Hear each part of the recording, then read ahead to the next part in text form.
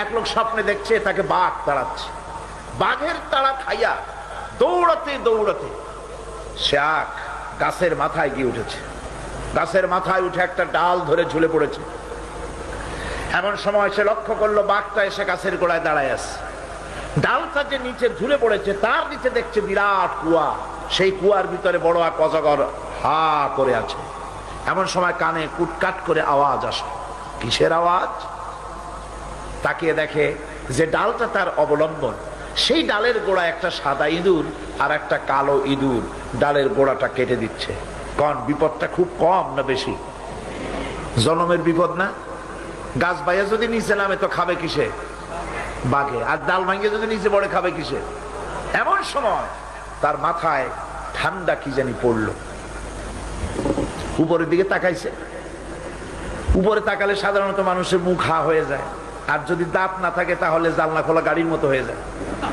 উপরের দিকে তাকাইছে, মুখটা হা হয়ে গেছে।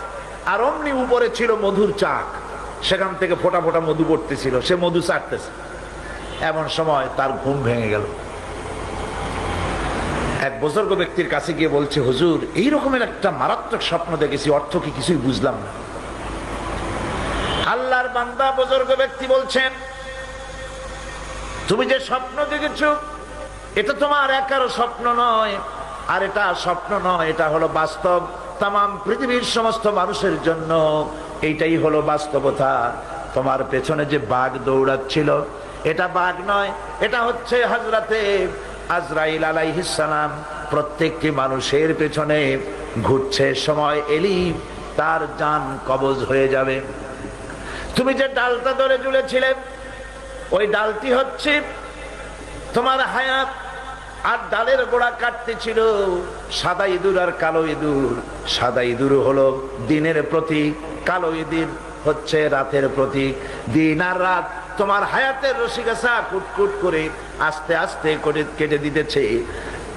আর নিচে যে কুয়া ছিল সাফ হা করে আছে, এটা হলো তোমার কবর।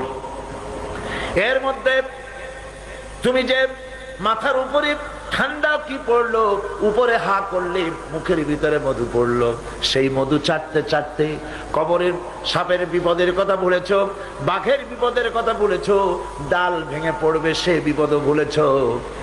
এই মধু হচ্ছে তোমার সুন্দরী স্ত্রী, এই মধু হলো দুনিয়া, এই মধু গাড়ি, এই মধু বাড়ি, এই মধু ক্ষমতা, এই মধু প্রতিপত্তি, এই মধু হচ্ছে তোমার ব্যবসা বাণিজ্য।